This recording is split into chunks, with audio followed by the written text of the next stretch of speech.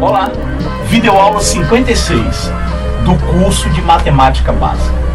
Vamos continuar com aquelas aplicações, mostrando as aplicações feitas pela física das equações fracionárias e das equações literais. Na videoaula passada eu mostrei para você uma aplicação da física das equações literais, dentre outras que tem. Eu apresentei a famosíssima fórmula de Torricelli, que é uma equação literal.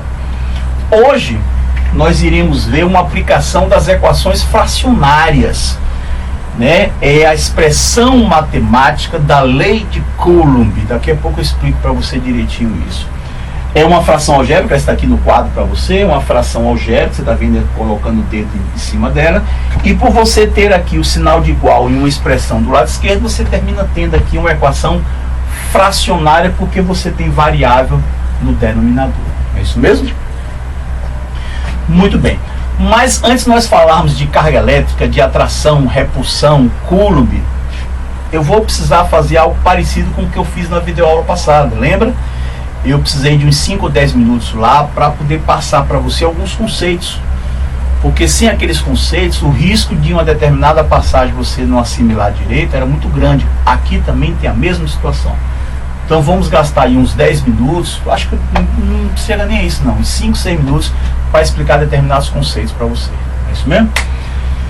Vamos lá, vamos começar. Os gregos, aliás, vira e mexe, não tem como você falar de ciência, matemática ou física sem falar dos gregos, Pelo menos antigamente, hoje não. Mas falou de ciência, se quiser ir para a origem, tem que ser os gregos. Eles foram os precursores. Não há como nós negarmos, tirarmos esse mérito dos gregos, não é isso mesmo?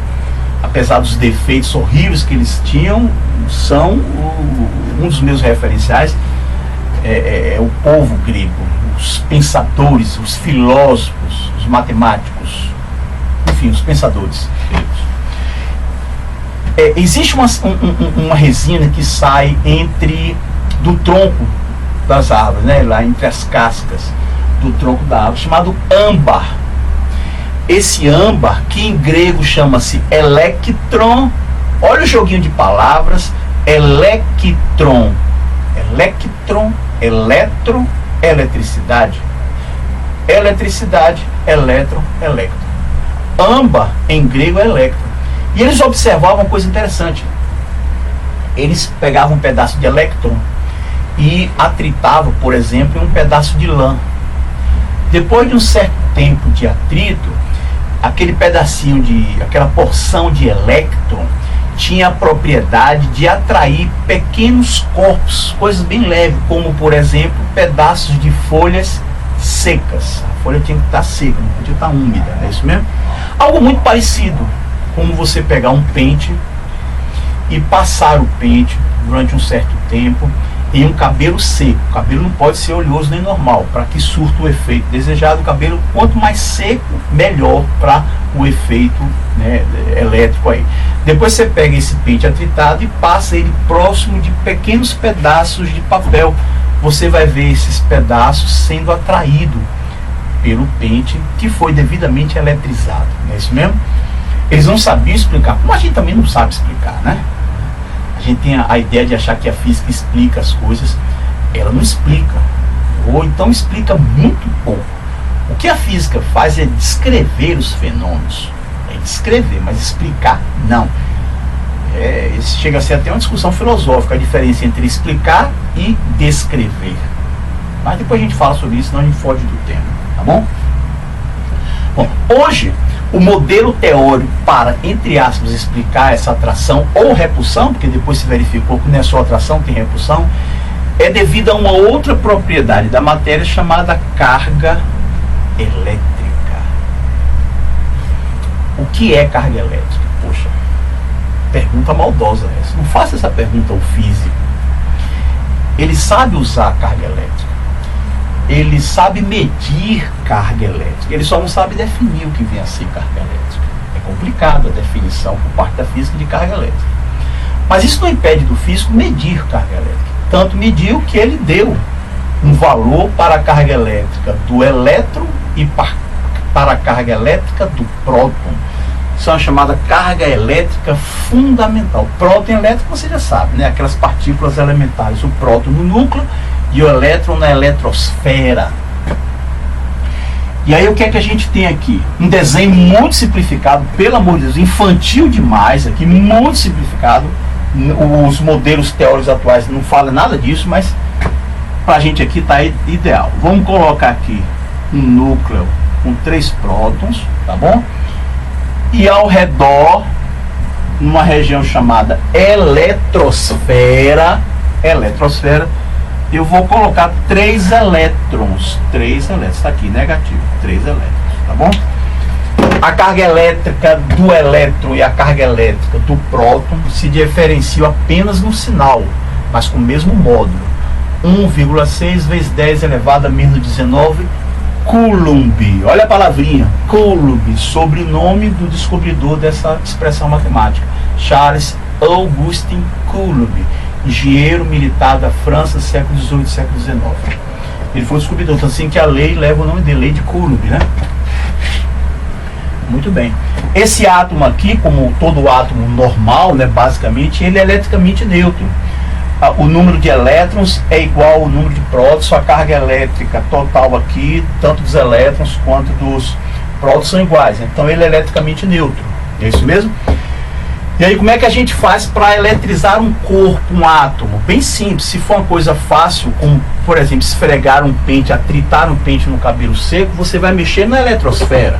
Vamos tornar, digamos, esse corpo eletricamente negativo? Vamos. A gente chega aqui e coloca na eletrosfera um elétron. Mexer na eletrosfera é muito fácil. O bicho pega se você quiser mexer no núcleo. Além de ser dificílimo, né, de domínio intelectual de poucas nações do mundo, é caríssimo você mexer. Você só consegue fazer isso através de reações nucleares, né? Isso aí se encarrega a física nuclear, o físico nuclear que faz isso. Mas na eletrosfera é fácil, um pentezinho no cabelo seco já tem uma reação aí, um fenômeno daí. Bom, agora observe que nós temos 4 elétrons e 3 prótons. Esse corpo, esse átomo, ele está eletricamente carregado. Ele é um íon, né? Que é um átomo carregado. Como ele é negativo, ele é chamado de ânion, né? É um átomo eletricamente carregado, no caso negativo. Vamos torná-lo neutro de novo? Pronto, já ficou neutro. 3 elétrons, 3 prótons. Vamos torná-lo positivo? Agora eu quero tornar positivo. Como simples, eu venho aqui, mexo na eletrosfera e tiro um elétron. Pronto. Ele agora ficou carregado positivamente. É um íon que recebe o nome de cátion. É isso mesmo? Bom, então, carga elétrica fundamental, já falei para você, 1,6 vezes 10 elevado a menos 19 Coulomb. E se verificou depois que corpos eletrizados com mesma carga, positivo com positivo, negativo com negativo, eles se repelem através de uma força. Força essa que é justamente a situação descrita pela lei de Coulomb. Estou me aproximando dela.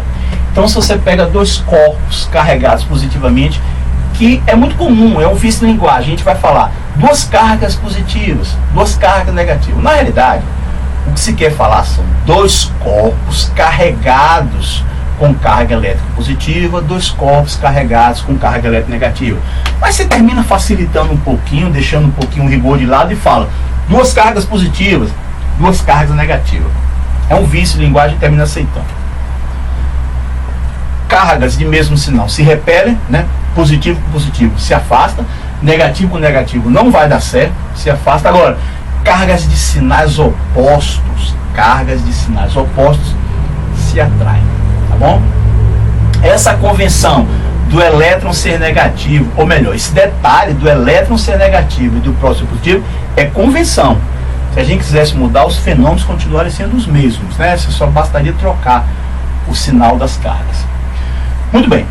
Lei de Coulomb. Lei de Coulomb. Do que ela trata?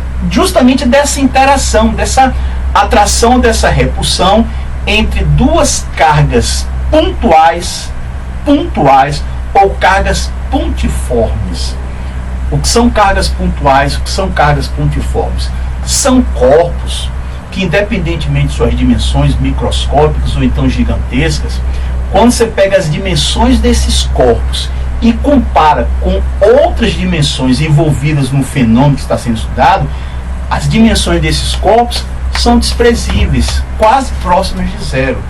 Por exemplo, a gente pode pegar o Sol, que é algo gigantesco, a Terra, que também é algo gigantesco, apesar de ser menor que o Sol, é algo gigantesco. Mas quando você compara a distância entre eles, em média 150 milhões de quilômetros, poxa, esses dois corpos ficam desprezíveis na realidade. Por mais gigantescos, e são gigantescos, mas a distância entre eles é algo astronômico, literalmente falando astronômico. Então você pode considerar o Sol e a Terra como pontos materiais. É isso mesmo? Então essa lei que você está vendo aqui, ela descreve a interação, não explica, ela descreve a interação elétrica entre duas ou mais cargas elétricas. Se a gente for falar de 3, 4 ou mais cargas, a gente teria que ir para o cálculo vetorial, que não é o caso da gente. Então vou ficar só com duas. Para a gente já está de bom tamanho. Ela trata da interação entre duas cargas elétricas pontiformes, tá bom? Esse K que você está vendo, eu colocando o dedo aqui, é uma constante chamada constante eletrostática. E depende muito do meio onde estão inseridas essas cargas, onde estão localizadas essas cargas. Se o meio for o vácuo, ou então o ar seco, bem seco mesmo, os valores de K são muito parecidos, praticamente iguais, é isso mesmo? Agora, se você coloca dois corpos na água, no álcool, no óleo, aí o valor de K já muda, tá bom? Para o vácuo, ela vale 9 vezes 10 elevado a 9. Tem lá uma unidade medida lá, tá bom? Mas não importa, a gente não vai trabalhar com esse K não, não se preocupe não, que no exercício que nós iremos resolver, o K vai ser cancelado. Quem é esse Qzão de A? O que significa essa letra Qzão de A? É o módulo da carga elétrica de um corpo que eu chamei aqui de corpo A. Corpo A, pronto. Quem é Qzão de B? É o módulo, essa carga pode ser negativa ou positiva, mas aqui você coloca em módulo, é o módulo da carga elétrica de um outro corpo que está interagindo com A, que eu chamei de corpo B, tá bom? E essa distância, isso aqui agora a gente vai parar para explicar, isso aqui, além de ser muito bonito, é necessária essa explicação. Essa distância, que esse D, esse Dzinho, representa a distância que separa essas duas cargas. E é muito interessante, eu fiquei tentado, cheguei a fazer uma gravação, espécie de uma gravação teste, mas aí ficou muito longa, aí eu terminei abortando, mas fica aí, quem sabe, a esperança de no futuro é fazer uma videoaula apenas para comparar a semelhança assombrosa, é intrigante, entre a expressão matemática da lei de Coulomb e a expressão matemática da lei da gravitação universal de Isaac Newton. É assombrosa a semelhança, é isso mesmo? No lugar do K você vê o G, a constante de gravitação universal. No lugar de Q de A de Q de B você vê a massa dos dois corpos que estão interagindo em termos gravitacionais. E o D é a distância. Muito. Então o que eu falar para você aqui da lei de Coulomb vale para a lei da gravitação universal. Você só tira a carga pela massa e substitui a constante eletrostática pela constante gravitacional. Só que eu preciso explicar essa distância, porque daqui a pouco, quando nós formos fazer as questões, o cálculo matemático, eu vou precisar dessa análise. Então imagine a senhora, o senhor, que aqui nós tenhamos duas cargas. Elas não são pontiformes, porque essa distância aqui, sei lá, 10 centímetros aqui que eu estou segurando, 10 centímetros não é desprezível em relação à distância entre essas duas cargas. A distância entre elas é 20 centímetros. 10 centímetros não é desprezível em relação a 20. Para considerar as cargas pontiformes, eu teria que deixar esse pincel aqui e andar alguns quilômetros bem longe daqui, para que eu pudesse considerar esses dois pincéis como cargas pontuais. Mas vamos supor que sejam cargas pontuais. Um Coulomb. Lembrando que um Coulomb é uma carga exagerada. 16 Coulomb é algo monumental, mas vale aqui apenas como exercício. Vamos lá. Um Coulomb.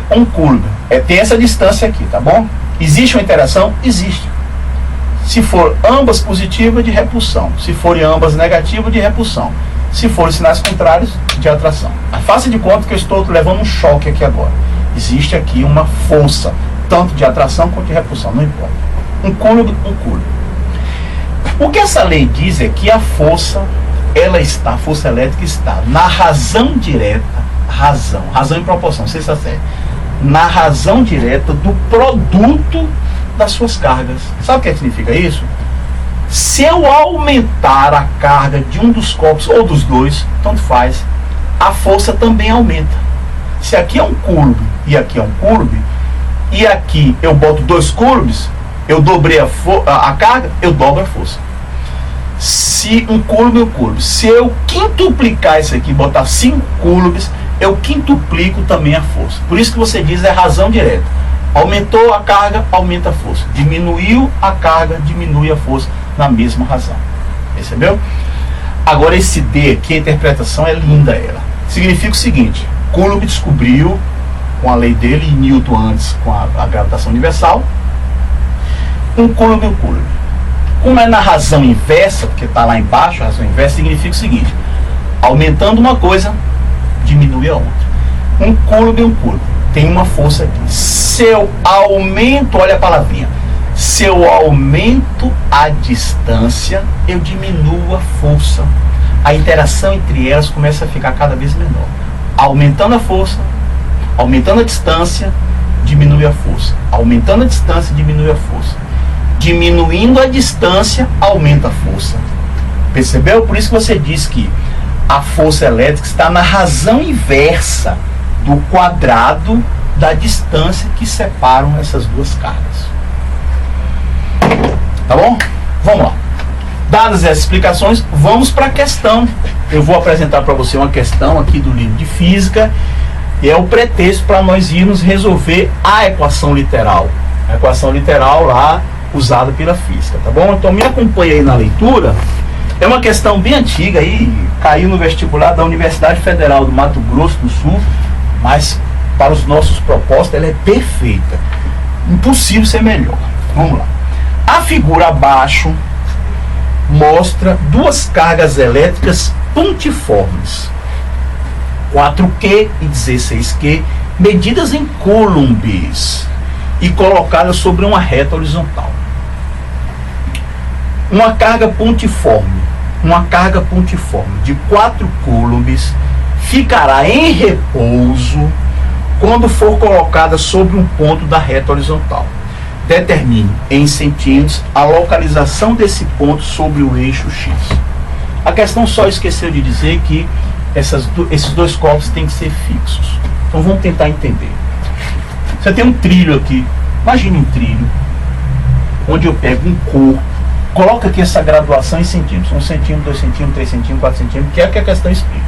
Faça de conta, daqui para cá tem 1 centímetro, tá bom? Eu pego uma esfera eletrizada com a carga de 16 coulombs, que é algo simplesmente colossal. Chego aqui e parafuso, está parafusada aqui, ela não vai sair daqui. Pego essa esfera B, eletrizado com uma carga de 4 coulombs, né, positiva, está com deficiência de elétrons. Essa daqui está com deficiência de elétrons, tem maior número de prótons. Chego aqui, ó, e parafuso. Então fixa, não sai do lugar. A pergunta agora é o seguinte: tenho aqui, imagine que eu estou segurando aqui uma esfera também de 4 coulombs, de acordo com o enunciado. A questão quer saber onde é que eu vou colocar nesse trilho essa carga, vamos chamar de carga C. Onde é que eu vou colocar de modo que na hora que eu alargue ela fique parada, ela não entre em movimento? O que a gente vai fazer aqui agora? Se a matemática estava ausente, agora ele vai ficar mesmo de vez. Sai completamente a matemática, vamos pedir licença a ela sai, e aqui a análise é puramente física e muito, muito, muito bonita. Além do mais, você é plenamente capaz, eu me recuso de maneira determinada e intransigente a aceitar a possibilidade de você não entender o que eu vou falar para você. Por mais zerado que você possa ser em física, por mais que você possa ser, você vai entender o que eu vou falar. Basta que você lembre que cargas iguais se repelem, cargas com sinais contrários se atraem. Eu tenho que colocar essa carga nessa trilha, né? nesse trilho, não é isso mesmo? Então eu só tenho 3 possibilidades. Só, não tem uma quarta. Ou essa carga fica à esquerda de A, ou fica entre A e B, ou à direita de B. É óbvio isso.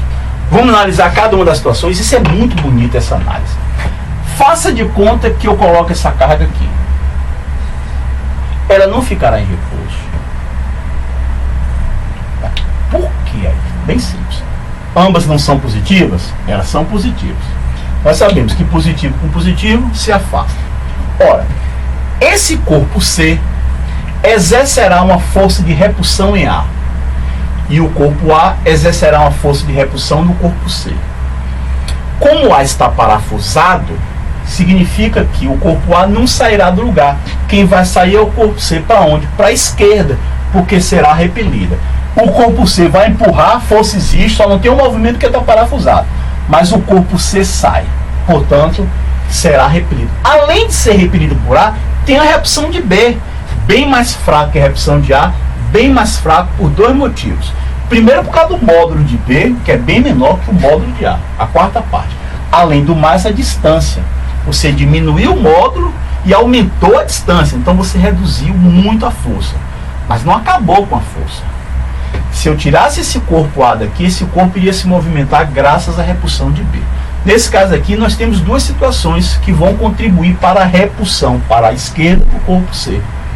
É a força de A e a força de B. Sendo a força de A muito maior. Como se aqui fosse 20 newtons e aqui fosse 1 newton. 20 newtons para a esquerda, mais 1 newton para a esquerda. Newton é a medida de força, viu? 20 newtons para a esquerda, mais 1 newton para a esquerda, vai dar 21 newtons. Então essa carga se manda. Portanto, daquelas três situações, já eliminamos uma. Ela não pode estar à esquerda de A. Eu vou colocar aqui a esquerda de B. Também não vai ficar aqui pelo mesmo motivo. Esse corpo C sofrerá a repulsão de duas cargas. A do B, né? A da carga B para a direita, porque ambas são positivas, se repelem. E do corpo A, que também é positivo, vai repelir. Portanto, ela vai embora aqui para a direita. Portanto, aquelas três situações, já eliminamos duas. Ficamos apenas com uma. Temos a certeza agora. Esse corpo de prova, carga de prova, corpo C, tem que ficar entre A e B. Agora, aqui nessa situação, você também tem três situações. Ou está mais próximo de A, ou está no meio do caminho, ou está mais próximo de B. As suas confianças.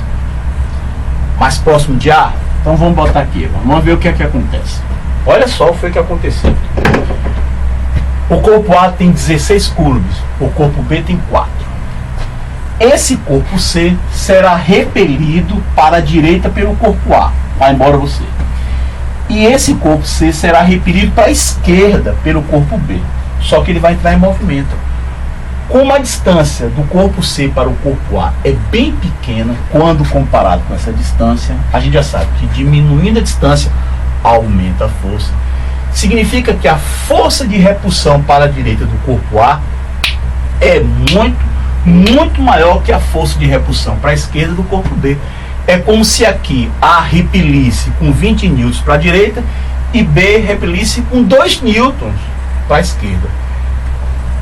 20 para a direita, menos 2 para a esquerda, vai dar 18. 18 para a direita. Então, essa carga vai para lá com 18 newtons. Então, não pode estar próxima de A. Vamos aqui no meio do caminho, 3,5. Também não pode estar aqui essa carga. Vai acontecer algo semelhante. As distâncias até são as mesmas. Mas o módulo de A é bem maior. Significa que a força de repulsão para a direita de A vai ser maior. É como se A repelisse com 10 e B repelisse com 8. 10 para a direita, menos 8 para a esquerda, dá 2 para a direita. Então ela vai andar, vai se movimentar, né, para a direita com 2 newtons. O que é que você conclui? Ela só pode estar mais próxima de B. E aí vem a parte delicada. Eu não sei onde é que está. Eu só sei, tenho certeza, olha que coisa bonita, puramente é na devida análise. Eu tenho certeza que esse corpo está mais próximo de B. Como eu não sei, eu vou chutar aqui um valor. Melhor, chutar uma posição. Depois as equações, a resolução das equações fracionárias vai me dizer se é 4,1, 4,2, 4,9, 4,8, 4, pode ser 4, 3,9, 3,8. Só tem que ser maior que 3,5, que é justamente a metade do caminho. Nós já sabemos que esse corpo C tem que estar mais próximo de B. Bem mais próximo. Para quê? Porque essa pequenina distância entre B e C termina compensando a maior carga de A. Então nós teremos nessa situação B repelindo com 10, como exemplo, 10 para a esquerda e A repelindo com 10 para a direita. 10 para a esquerda menos 10 para a direita, 0. Força igual a 0, aceleração igual a 0. Se a aceleração é igual a 0, nós temos aqui um equilíbrio estático. Nesse caso aqui é um equilíbrio estático. Ela está em repouso. Já sabemos, tem que estar aqui. Tá bom? Bonita essa análise feita pela física. Agora a física vai fazer o seguinte. A física sai e entra a matemática. Para a montagem da equação. Quem faz a montagem agora? Então eu vou ter que ter a seguinte situação. Me acompanhe. A força de quem? Do corpo A sobre o corpo C. Isso aqui é o corpo C, tá bom? Essa força tem que ser igual em módulo, direção e sentidos contrários, né? A força de quem? Do corpo B, já estou na matemática, viu? Já se ligou aí, né? Sobre o corpo C. Olha que coisa bonita, já é matemática. Qual é a expressão matemática daqui? Lei de Coulomb. Então aqui, vamos colocar, vai ser AC e BC, tá bom? A gente só vai alterar aqui. Vamos botar o K, você vai ver que esse K vai pegar o beco. Vou botar o K aqui, que é da fórmula. Vamos ver agora as letras Q. Vai ser Q de A vezes Q de C. E aqui vai ser Q de B vezes Q de C. Vamos botar logo Q de A. Qual é a carga de A? 16. Qual é a carga de C? O enunciado diz que é 4 coulombs. Bote aqui para mim. 4 coulombs. O Q de B? Q de B é 4 coulombs. Vezes o Q de C, que o enunciado diz que é 4. Esse K com esse K, você já viu que vai cair fora, né? Passar para o outro lado. Está dividindo. E esse 4 daqui com esse 4 também cai fora. Agora a parte tão bonita quanto a outra é a identificação desse denominador. Isso aqui agora a análise é puramente matemática. Aí já na física já não entra mais. Se o físico estiver fazendo isso, é a habilidade que ele tem para a matemática. É isso que vai determinar a montagem e a resolução da equação. Essa letra D representa, eu já falei disso, a distância entre as duas cargas. Portanto, nesse caso daqui, o denominador que eu vou colocar representa a distância entre as cargas A e C. Esse denominador aqui tem que representar a distância entre as cargas B e C. É isso mesmo? Mas eu não sei que distância é essa. Não faço ideia, mesmo porque é o que é pedido. Agora o bicho pegou. Bom, eu chutei que aqui, não chutei que aqui. Se for um pouquinho para a esquerda, para a direita, depois a gente acerta. Agora, com certeza, não há como estar errado, está mais próximo de B. Então a gente vai fazer o seguinte, ó. Olha, vamos chamar a distância de 0 até onde nós colocamos. Vamos chamar essa distância de X. Pronto, a questão pede aonde eu devo colocar esse corpo C para que ele fique em repouso. Eu estou dizendo que vai ser na posição X centímetros. Onde é, não sei. Eu só sei que está à esquerda de B e mais próximo de B do que de A. Mas eu quero a distância entre A e C. Eu quero a distância entre A e C. A está aqui no dedo esquerdo de Ayrton e C está aqui. Então Ayrton quer essa distância. Poxa, mas aí é fácil. Espera aí um pouquinho. Raciocínio matemático. Se esse pedação todo é X e eu quero tirar esse pedaço, excluir esse pedaço aqui para ficar exatamente com a distância entre o corpo A e o corpo C, então eu vou pegar X e tirar quem? 2. Então eu vou pegar X e tirar 2. A distância entre A e C é X, que é a distância de 0 até C, menos a distância de A até 0. Então eu tenho o quadrado de X menos 2. Uma coisa bonita, a análise matemática. Agora eu quero a distância entre B e C. Cadê a distância de BC? Aqui, ó. Eu sei que não vai sair aí no seu visor, mas eu estou pegando o pincel azul. Eu quero essa distância aqui. Mas aí é simples. Espera aí. Você quer essa distância, não é essa distância aí que você quer? Então eu vou fazer o seguinte. Vamos pegar isso daqui. Pegar isso daqui. E é simples. Eu vou pegar 5, que é esse pedação todo aqui. Eu vou pegar 5. E vou tirar quem? Vou tirar. Se eu pego de 0 até 5 e tiro de 0 até x, eu fico com esse pedaço. Então é 5 menos a distância x. Então eu tenho o quadrado da diferença de 5 e x. Ai, que bonito. O que é que nós temos aqui, meu amigo, minha amiga? Uma equação fracionária. Aqui já é uma equação fracionária. A física já saiu já. Foi embora. Daqui a pouco a gente retorna. Para encerrar a videoaula a gente chama o matemático sai, a matemática sai e entra a física.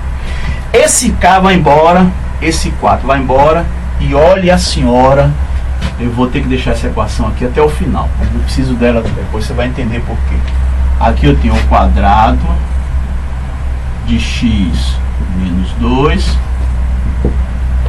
Aqui eu tenho 4 sobre o quadrado de 5 menos x. Quadrado de 5 menos x. Muito bem. Vou apagar isso aqui. Eu preciso de toda essa parte aqui. Esse aqui eu vou apagar agora. Tá bom? Ótimo. Muito bem. E vou resolver aquela equação. Mas aquela equação você sabe resolver? Poxa, é capaz de você já estar fazendo aí, né? O que seria uma atitude muito inteligente da sua parte a resolver aquilo dali. Vamos tirar o MMC. Eu vou colocar aqui quem é esse MMC. Vamos ver? Vai ser o quadrado de x menos 2 vezes o quadrado de 5 menos x. Tá bom? Vamos lá. Esse MMC dividido por essa expressão vai dar o quadrado de 5 menos x. O quadrado de 5 menos x vezes 16. O quadrado de 5 menos x vezes 16, claro. O MMC dividido por essa expressão vai dar o quadrado de x menos 2. O quadrado de x menos 2 vezes 4. O quadrado de x menos 2 vezes 4. Agora só vou pedir a você uma atenção aqui agora. Se você desenvolver esse produto notável, quadrado primeiro, não sei o que lá, não sei o que lá, não sei o que lá, e multiplicar por 16, depois multiplicar por 4, você vai cair na equação de segundo grau. Só que nós não sabemos o que é que significa essa expressão. Aqui nesse curso, a equação de segundo grau, a gente não sabe o que é isso. Nós não temos ainda essa ferramenta. Então a gente vai fazer o seguinte. Tá vendo essa potência? Puxa aqui para a esquerda. Bote aqui o quadrado de 5 menos x e puxa esse quadrado para cá. Pronto. X menos 2. Tá vendo 16? Puxa ele para cá. Ok? Tá vendo esse 2, esse 2? Poxa, 2 é expoente do numerador, 2 é expoente do denominador. Pô, a gente pode pegar o que nós vimos na aula de potenciação algébrica e fazer andar de trás para frente. Eu posso chegar aqui e fazer isso. Ó. Qual é o problema? Nenhum. Olha aqui o senhor e a senhora. 5 menos x, x menos 2. Olha que coisa bonita. Isso é igual a quanto? A 4 16avos. Simplifique 1/4. Tá ok? Vou apagar isso aqui. Bom, eu só vou precisar dessa equação aqui porque ela depois é fundamental para o que eu quero fazer. Vamos pegar esse 2, passa para o outro lado agora para mim. Passa aqui para o outro lado. 5 menos x, x menos 2. Aí vai passar para cá tirando a raiz quadrada de quem? De 1/4. Bom, mas aí o físico, aquele cara lá que está resolvendo essa equação, ele sabe matemática, ele sabe que como o expoente é par, isso aqui tem que vir acompanhado de um sinal mais e um sinal de menos. Claro, a gente já viu isso lá no volume 1, né? Porque tanto faz esse número daqui de dentro, desse parênteses, ser negativo, se ele for negativo, elevado ao expoente par dá positivo. Se ele for positivo, elevado ao expoente par também vai dar positivo. Então você tem que, pelo fato da natureza do expoente ser par, você é obrigado, quando passa esse 2 para cá, se fosse um 4, se fosse um 6, se fosse um 8, você passa acompanhado do mais ou do menos. Mas peraí, para, o bicho pegou. Realmente, se você estiver percebendo isso, o bicho pegou mesmo, você tem toda a razão. Peraí, nós vamos ter duas respostas?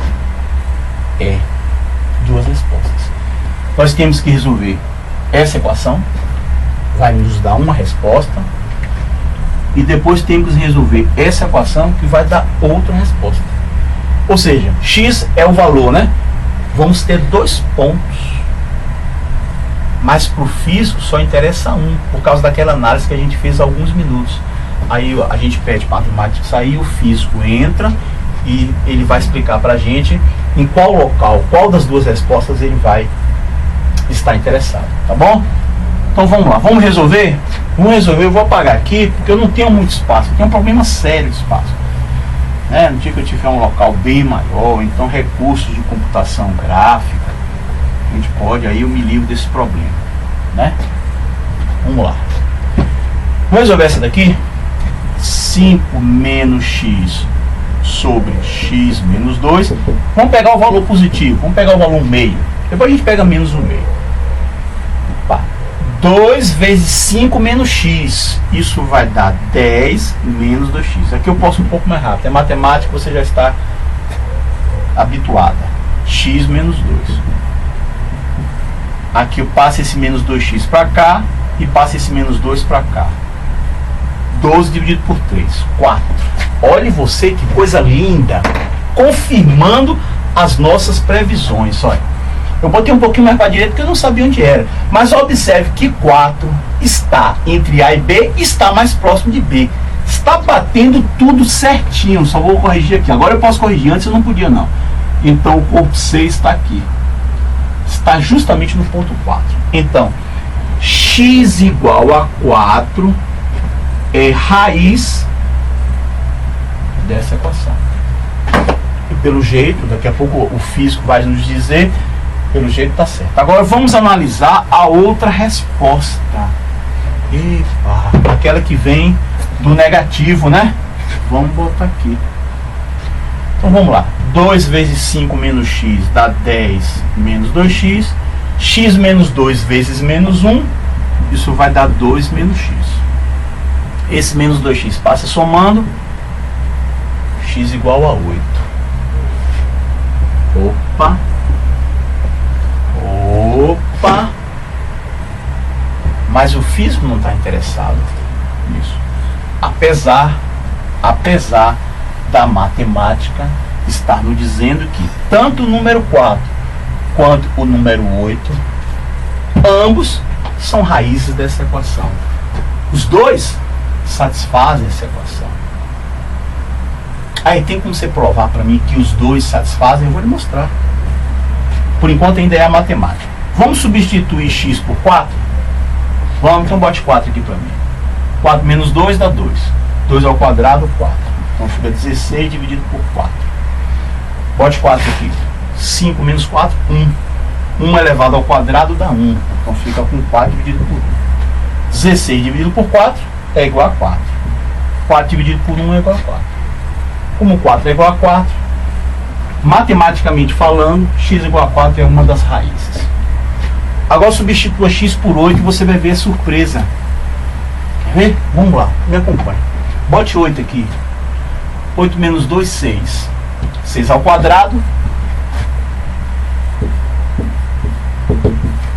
Bote 8 aqui.